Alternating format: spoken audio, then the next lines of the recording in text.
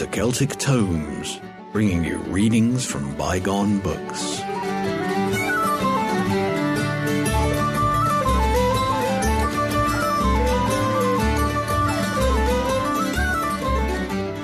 Welcome to Celtic Tomes, bringing you readings by Gary and Ruth from the classic books of Celtic lore and study.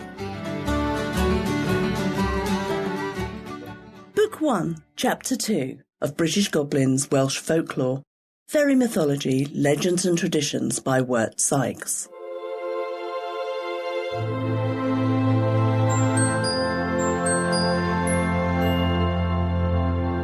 Classification of Welsh Fairies. General designation.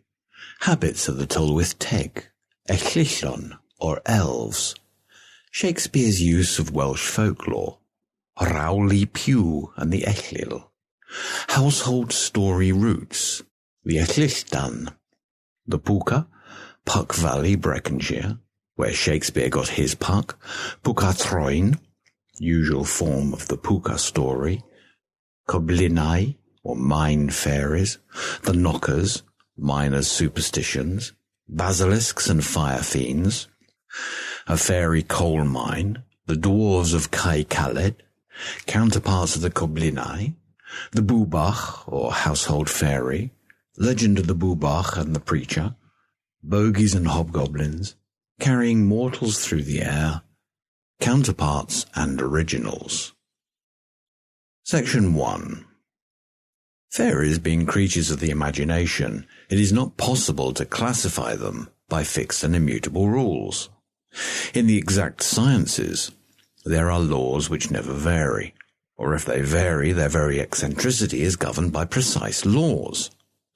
Even in the largest sense, comparative mythology must demean itself modestly in order to be tolerated in the severe company of the sciences. In presenting his subjects, therefore, the writer in this field can only govern himself by the purpose of orderly arrangement. To secure the maximum of system, for the sake of the student who employs the work for reference and comparison, with the minimum of dullness, for the sake of the general reader, is perhaps the limit of a reasonable ambition. Keithby divides into 4 classes the Scandinavian elements of popular belief as to fairies, viz. 1. The Elves. 2. The Dwarfs or Trolls. 3. The Nisses. And 4. The Necks, Mermen and Mermaids. How entirely arbitrary this division is, the student of Scandinavian folklore at once perceives, yet it is perhaps as satisfactory as another. The fairies of Wales may be divided into 5 classes, if analogy be not too sharply insisted on. And thus we have 1. The Ellyllon, or Elves. 2. The Coblynau, or Mine Fairies. 3. The Bwbach, or Household Fairies. 4. The Gwrageddanwn, or Fairies of the Lakes and Streams. And 5. The Gwythian, or Mountain Fairies. The modern Welsh name for fairies is y Tylwyth Teg, the fair folk, or family. This is sometimes lengthened into Tylwyth Teg and y Coed, the fair family in the wood, or Tylwyth Teg y Mwyn, the fair folk of the mine. They are seen dancing in moonlight nights on the velvety grass, clad in airy and flowing robes of blue, green, white, or scarlet, details as to colour not usually met, I think, in accounts of fairies. They are spoken of as bestowing blessings on those mortals whom they select to be thus favoured, and again are called Bendith y Mamau, or their mother's blessing, that is to say, good little children whom it is a pleasure to know. To name the fairies by a harsh epithet is to invoke their anger. To speak of them in flattering phrase is to propitiate their good offices. The student of fairy mythology perceives in this propitiatory mode of speech a fact of wide significance. It can be traced in numberless lands and back to the beginning of human history, among the cloud-hung peaks of Central Asia. The Greeks spoke of the Furies as the Eumenides, or gracious ones. Highlanders, mentioned by Sir Walter Scott, uncover to the gibbet and call it the kind gallows, The Dayak will not name the smallpox, but call it the chief. The Laplander calls the bear the old man with the fur coat. In Amam, the tiger is called grandfather, and it is thought that the maxim, speak only good of the dead, came originally from the notion of propitiating the ghosts of the departed, who in laying off this mortal garb had become endowed with new powers of harming his late acquaintance. Section 2. The Ellyllon are Pygmy Elves who haunt the groves and valleys, and correspond pretty closely with the English elves. The English name was probably derived from the Welsh El, a spirit, elf, an element.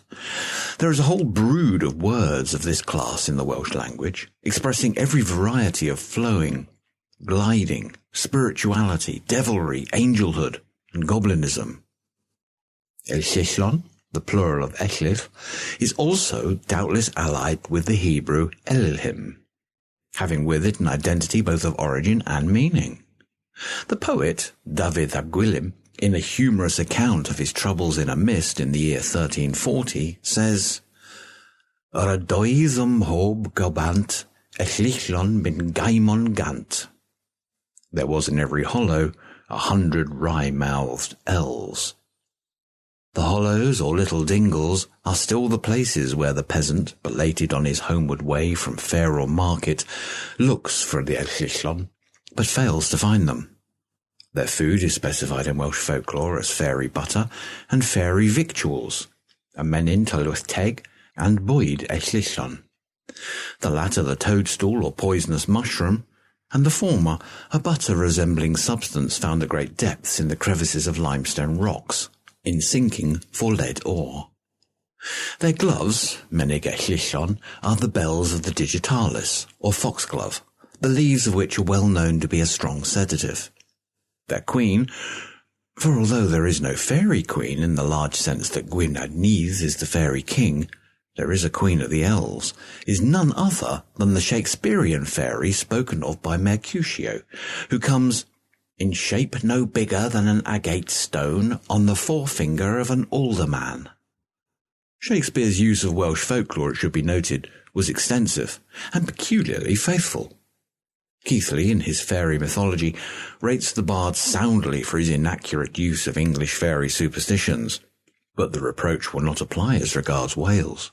From his Welsh informant Shakespeare got mab, which is simply the Cymric for a little child, and the root of numberless words signifying babyish, childish.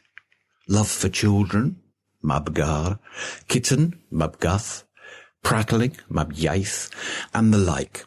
Most notable of all, which in this connection is Mabinogi, the singular of Mabinogion, the romantic tales of enchantment told to the youth in bygone ages. Section 3.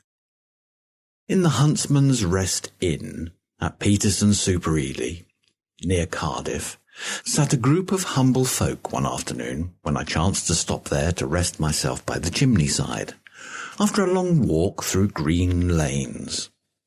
The men were drinking their tankards of ale and smoking their long clay pipes, and they were talking about their dogs and horses, the crops, the hard times, and the prospect of bettering themselves by emigration to America.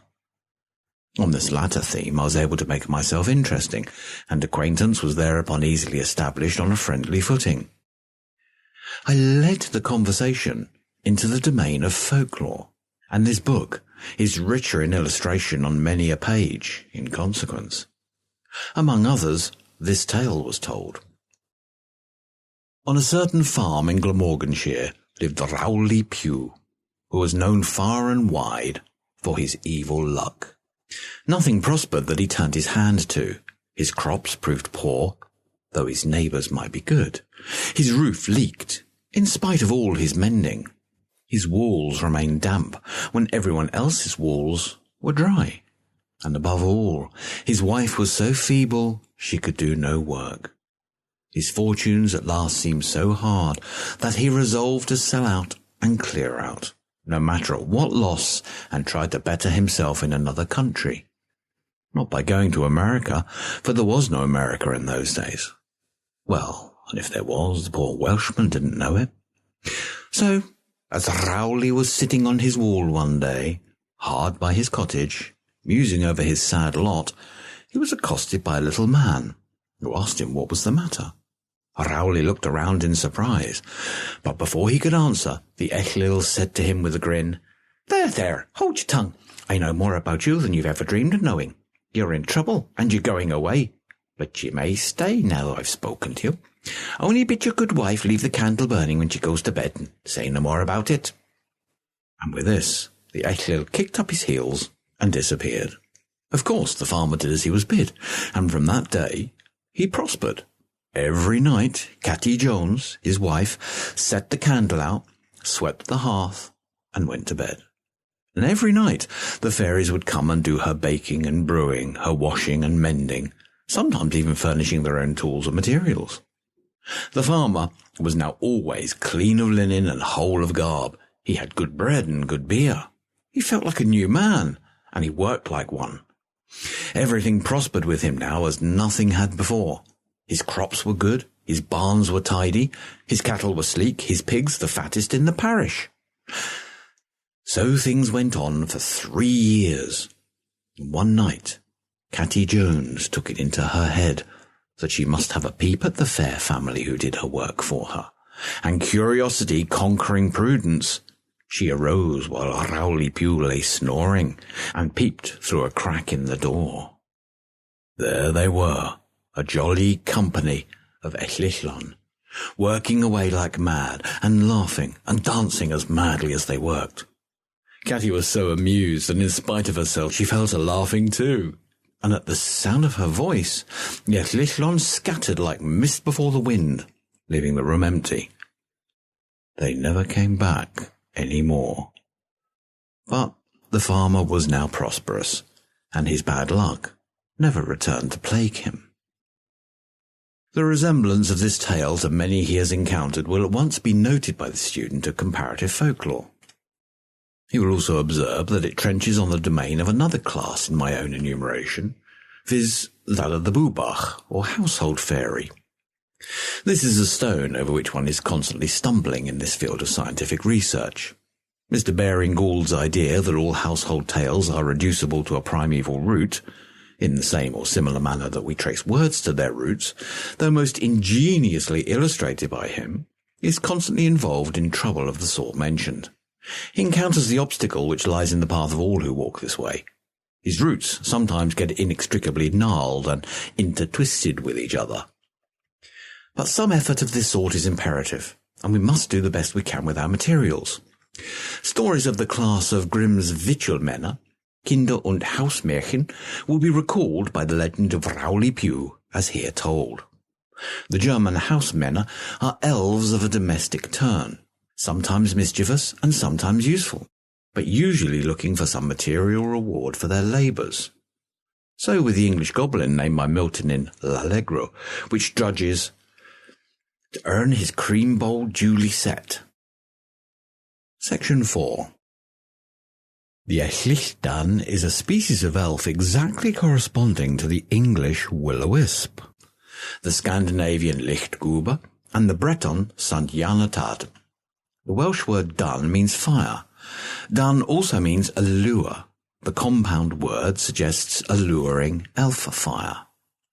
The Breton, sant-janatad, St. John and Father, is a double ignis fatuus fairy, carrying at its finger ends 5 lights, which spin around like a wheel.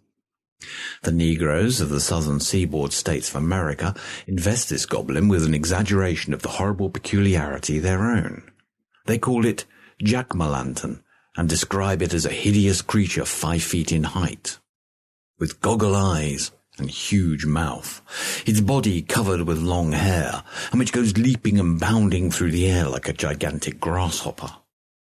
This frightful apparition is stronger than any man, and swifter than any horse, and compels its victims to follow it into the swamp, where it leaves them to die. Like all goblins of this class, the Ellylldan was of course seen dancing about in marshy grounds, into which it led the belated wanderer. But as a distinguished resident in Wales has wittily said, the poor elf is now starved to death, and his breath is taken from him. His light is quenched forever by the improving farmer, who has drained the bog, and instead of the rank decaying vegetation of the autumn, where bitterns and snipes delighted to secrete themselves, crops of corn and potatoes are grown. A poetic account by a modern character called Iolo the Bard is thus condensed. One night, when the moon had gone down, as I was sitting on a hilltop, the Ellylldan passed by. I followed it into the valley. We crossed plashes of water where the tops of bulrushes peeped above, where the lizards lay silently on the surface, looking at us with an unmoved stare. The frogs sat croaking and swelling their sides, but ceased as they raised a melancholy eye at the Ellylldan. The wild fowl, sleeping with their heads under their wings, made a low cackle as we went by. A bittern awoke and rose with a scream into the air. I felt the trail of eels and leeches peering about as I waded through the pools. On a slimy stone, a toad sat sucking poison from the night air. The Ellylldan glowed bravely in the slumbering vapours. It rose airily over the bushes that drooped in the ooze. When I lingered or stopped, it waited for me, but dwindled gradually away to a speck, barely perceptible. But as soon as I moved on again, it would shoot up suddenly and glide before. A bat came flying round and round us, flapping its wings heavily. Screech owls stared silently at us with their broad eyes. Snails and worms crawled about. The fine threads of a spider's web gleamed in the light of the Ellylldan. Suddenly it shot away from me, and in the distance joined a ring of its fellows, who went dancing slowly, round and round in a goblin dance, which sent me off to sleep. Section 5. Pwca'r, or Pwca'r, is but another name for the Ellylldan, as our Puck is another name for the will-o'-wisp. But in both cases the shorter term has a more poetic flavour and a wider latitude. The name Puck was originally applied to a whole race of English fairies, and there still be few of the realm who enjoy a wider popularity than Puck, in spite of its mischievous attributes. Part of this popularity is due to the poets, especially to Shakespeare. I have alluded to the bard's accurate knowledge of Welsh folklore. The subject is really one of unique interest, in view of the inaccuracy charged upon him as to the English fairyland. There is a Welsh tradition to the effect that Shakespeare received his knowledge of the Cambrian fairies from his friend Richard Price, son of Sir John Price of the Priory of Brecon. It is even claimed that Pwca'r, or Puck Valley, a part of the romantic glen in the Clydach in Breconshire, is the original scene of the Midsummer Night's Dream, a fancy as light and airy as Puck himself. Anyhow, there Pwca'r is, and in the sylvan days before Frere and Powell's ironworks were set up there, it is said to have been as full of goblins as a Methodist's head is of piety. And there are in Wales other places bearing like names, where Pwca's pranks are well remembered by old inhabitants. The range given to the popular fancy in Wales is expressed with fidelity by Shakespeare's words, in the mouth of Puck. I'll follow you, I'll lead you about around, through bog, through bush, through brake, through briar. Sometimes a horse I'll be, sometimes a hound, a hog, a headless bear, sometimes a fire. And neigh and bark and grunt and roar and burn, like horse, hound, hog, bear, fire, at every turn. The various stories I've encountered bear out these details almost without omission. In his own proper character, however, Pwca'r has a sufficiently grotesque, elfish aspect. It is stated that a Welsh peasant who was asked to give the idea of the appearance of Pwca'r drew the above figure with a bit of coal. A servant girl who attended to the cattle on Trwyn farm, near Abergwyddon, used to take food to Master Pwca'r, as she called the elf. A bowl of fresh milk and a slice of white bread were the component parts of the goblin's repast, and were placed on a certain spot where he got them. One night, the girl, moved by the spirit of mischief, drank the milk and ate most of the bread, leaving for Master Pwca'r only water and crusts. and next morning she found that the fastidious fairy had left the food untouched. Not long after, as the girl was passing the lonely spot where she had hitherto left Pooka his food, she was seized under the armpits by fleshy hands, which however she could not see, and subjected to a castigation of a most mortifying character. Simultaneously there fell upon her ear in good set Welsh a warning not to repeat her offence on a peril of still worse treatment. And this story is thoroughly believed in there to this day. I visited the scene of the story, a farm near Abergwyddon, now called Pwca'r, and heard a great deal more of the exploits of that particular Pooka, to which I'll refer again. The most singular fact of the matter is that although at least a century has elapsed, and some say several centuries since the exploits in question, you cannot find a Welsh peasant in the parish but knows all about Pwca'r Trwyn. According to a letter written by the poet Campbell to Mrs. Fletcher in 1833 and published in her autobiography, it was thought Shakespeare went in person to see this magic valley. "It is no later than yesterday," wrote Campbell, "that I discovered a probability, almost near a certainty, that Shakespeare visited friends in the very town, Brecon in Wales, where Mrs. Siddons was born, and that he there found in a neighbouring glen, called the Valley of the Fairy Pugh, the principal machinery of his Midsummer Night's Dream." Section 6. The most familiar form of the Pooka story is one which I have encountered in several localities, varying so little in its details that each account would be interchangeable with another by the alteration of local names. This form presents a peasant who is returning home from his work or from a fair when he sees a light travelling before him. Looking closer, he perceives that it is carried by a dusky little figure holding a lantern or a candle at arm's length over its head. He follows it for several miles, and suddenly finds himself on the brink of a frightful precipice. From far down below there rises to his ears the sound of a foaming torrent. At the same moment, the little goblin with the lantern springs across the chasm, alighting on the opposite side, raises the lantern again high over its head, utters a loud and malicious laugh, blows out its candle, and disappears up the opposite hill, leaving the awestruck peasant to get home as best he can. Section 7. Under the general title of Coblynau, I class the fairies which haunt the mines, quarries, and underground regions of Wales, corresponding to the Kabbalistic gnomes. The word Coblyn has the double meaning of knocker or thumper, and sprite or fiend, and may it not be the original of goblin. It is applied by Welsh miners to pygmy fairies which dwell in the mines, and point out, by a peculiar knocking or rapping, rich veins of ore. The faith is extended in some parts so as to cover the indication of subterranean treasures generally, in caves and secret places of the mountains. The Coblynau are described as being about half a yard in height and very ugly to look upon, but extremely good-natured and warm friends of the miner. Their dress is a grotesque imitation of the miner's garb, and they carry tiny hammers, picks, and lamps. They work busily, loading ore in buckets, flitting about the shafts, turning tiny windlasses, and pounding away like madmen, but really accomplishing nothing whatever. They have been known to throw stones at the miners when enraged at being lightly spoken of, but the stones are harmless. Nevertheless, all miners of a proper spirit refrain from provoking them, because their presence brings good luck. Section 8.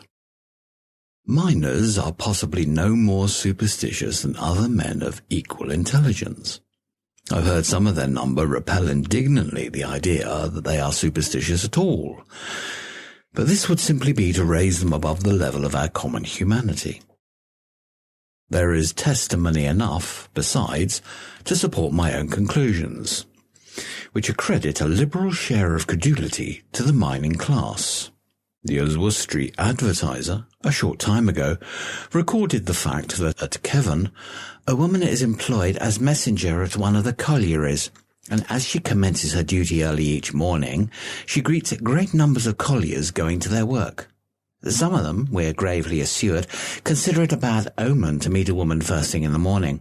Not having succeeded in deterring her from her work by other means, they waited upon the manager and declared that they should remain at home, unless the woman was dismissed. This was in 1874. In June 1878, the South Wales Daily News recorded a superstition of the quarrymen at Trwyn, where some thousands of men refused to work on Ascension Day. This refusal did not arise out of any reverential feeling, but from an old and widespread superstition which has lingered in that district for years, that if work is continued on Ascension Day, an accident will certainly follow. A few years ago, the agents persuaded the men to break through the superstition, and there were accidents each year. A not unlikely occurrence, seeing the extent of works carried on, and the dangerous nature of the occupation of the men. This year, however, the men, one and all, refused to work. These are examples dealing with considerable numbers of the mining class, and are quoted in this instance as being more significant than any individual cases would be. Of these last, I have encountered many. Yet I should be sorry if any reader were to conclude from all this that Welsh miners are not in the main intelligent, church-going, newspaper-reading men.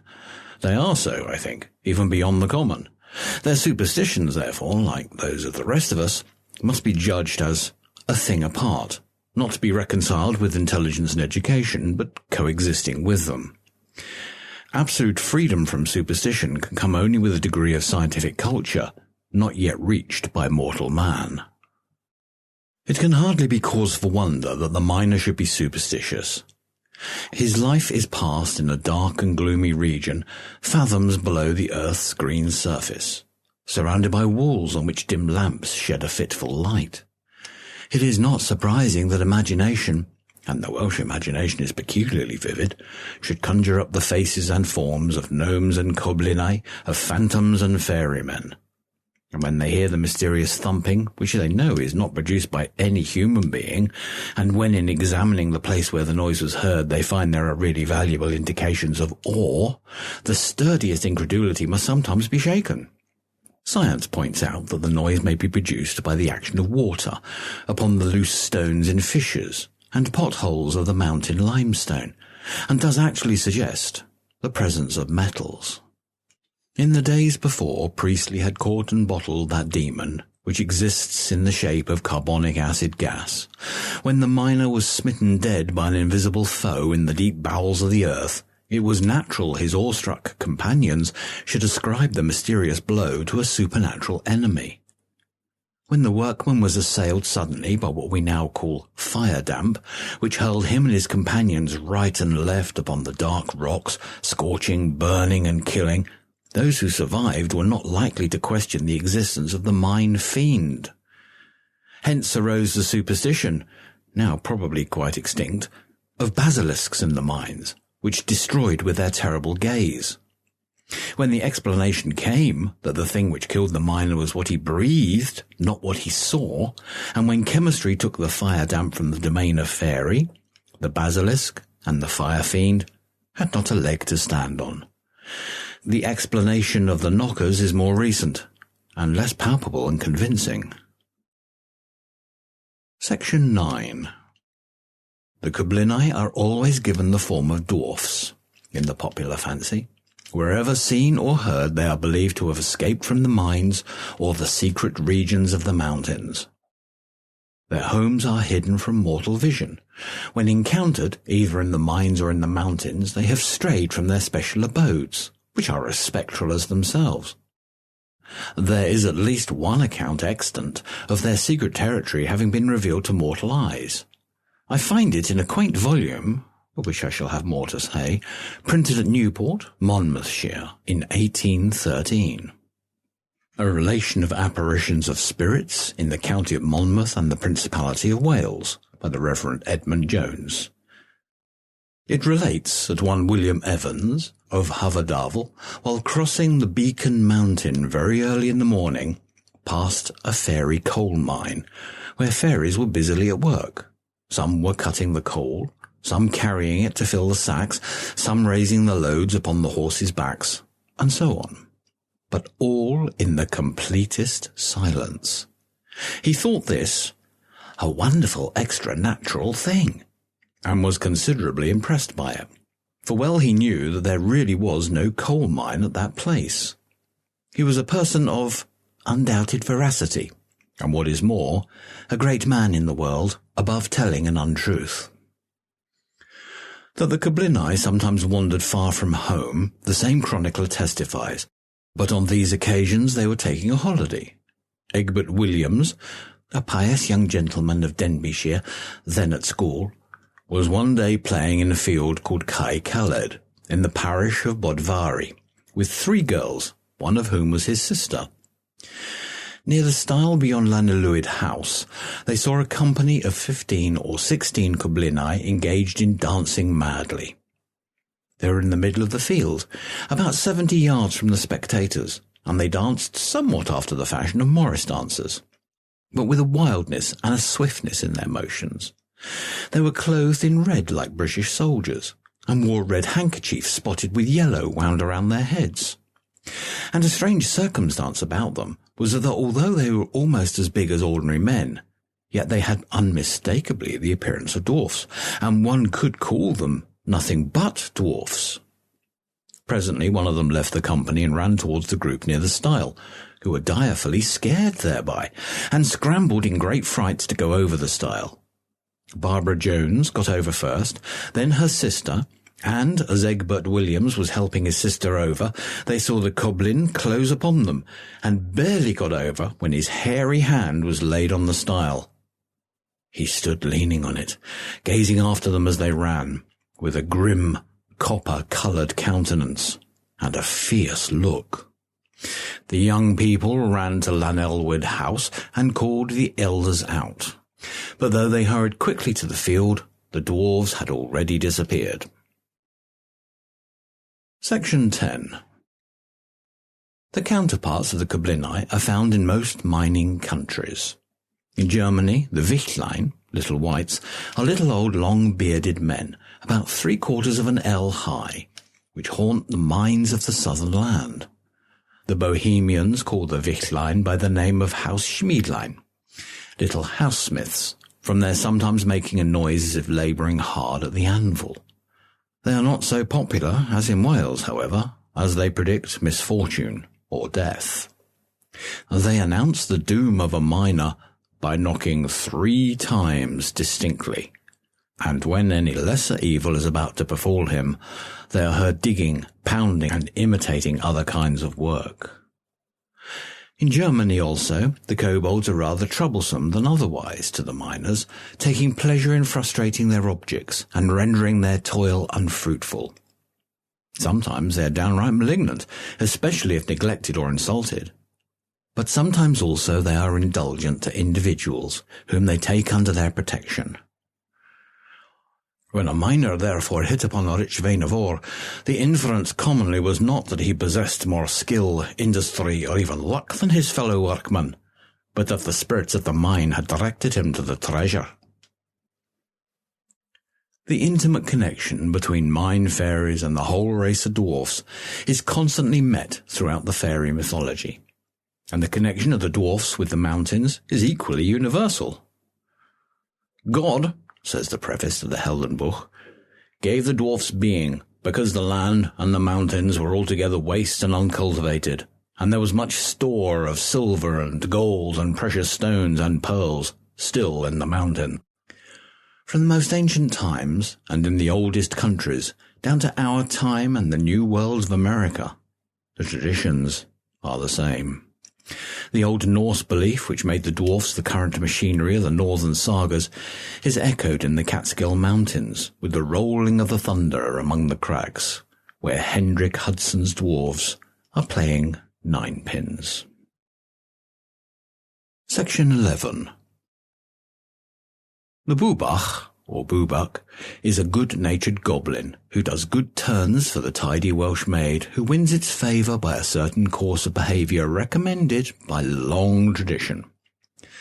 The maid, having swept the kitchen, makes a good fire the last thing at night, and having put the churn, filled with cream, on the whitened hearth, with a basin of fresh cream for the Bwbach on the hob, goes to bed to await the event. In the morning she finds, if she is in luck, that the Bwbach has emptied the basin of cream and plied the churn dasher so well that the maid has but to give a thump or two to bring the butter in a great lump. Like the Ellyll, which it so much resembles, the Bwbach does not approve of dissenters and their ways, and especially strong is his aversion to total abstainers. There was a Bwbach belonging to a certain estate in Cardiganshire, which took great umbrage at a Baptist preacher who was guest in the house, and who was much fonder of prayers than of good ale. Now the Bwbach had a weakness in favour of people who sat around the hearth with their mugs of cwrw da and their pipes, and it took to pestering the preacher. One night it jerked the stool from under the good man's elbows, as he knelt pouring forth prayer, so that he fell down flat on his face. Another time it interrupted the devotions by jangling the fire irons on the hearth, and it was continually making the dogs fall a-howling during prayers, or frightening the farm boy by grinning at him through the window, or throwing the maid into fits. At last it had the audacity to attack the preacher as he was crossing a field. The minister told the story in this wise. I was reading busily in my hymn book as I walked on, when a sudden fear came over me, and my legs began to tremble. A shadow crept upon me from behind, and when I turned round, it was myself, my person, my dress, and even my hymn book. I looked in its face a moment, and then fell insensible to the ground. And there, insensible still, they found him. This encounter proved too much for the good man, who considered it a warning to him to leave those parts. He accordingly mounted his horse next day, and rode away. A boy of the neighbourhood, whose veracity was, like that of all boys, unimpeachable, afterwards said that he saw the Bwbach jump up behind the preacher on the horse's back, and the horse went like lightning, with eyes like balls of fire, and the preacher looking back over his shoulder at the Bwbach, that grinned from ear to ear. Section 12. The same confusion in outlines which exists regarding our own Bogie and Hobgoblin gives the Bwbach a double character, as a household fairy and as a terrifying phantom. In both aspects it is ludicrous, but in the latter it has dangerous practices. To get into its clutches under certain circumstances is no trifling matter, for it has the power of whisking people off through the air. Its services are brought into requisition for this purpose by troubled ghosts, who cannot sleep on account of hidden treasure they want removed. And if they can succeed in getting a mortal to help them in removing the treasure, they employ the Bwbach to transport the mortal through the air. This ludicrous fairy is in France represented by the Goblins. Mothers threaten children with him. Le Gobelin vous mangera, le Gobelin vous emportera. In the English Hobgoblin, we have a word apparently derived from the Welsh hob, to hop, and coblin, a goblin, which presents a hopping goblin to the mind, and suggests the Pooka, with which the Bwbach is also confused in the popular fancy at times, but should mean in English simply the goblin of the hob, or household fairy. In its bugbear aspect, the Bwbach, like the English bogie, is believed to be identical with the Slavonic bog and the baga of the cuneiform inscriptions, both of which are names for the supreme being, according to Professor Fisk. The ancestral form of these epithets is found in the Old Aryan baga, which reappears unchanged in the Sanskrit of the Vedas, and has left a memento of itself in the surname of the Phrygian Zeus Bagaios. It seems originally to have denoted either the unclouded sun or the sky of a noonday illuminated by the solar rays. Thus, the same name which to the Vedic poet, to the Persian of the time of Xerxes, and to the modern Russian suggests the supreme majesty of deity, is in English associated with an ugly and ludicrous fiend, closely akin to that grotesque northern devil of whom Southey was unable to think without laughing. Fisk, Myths and Mythmakers.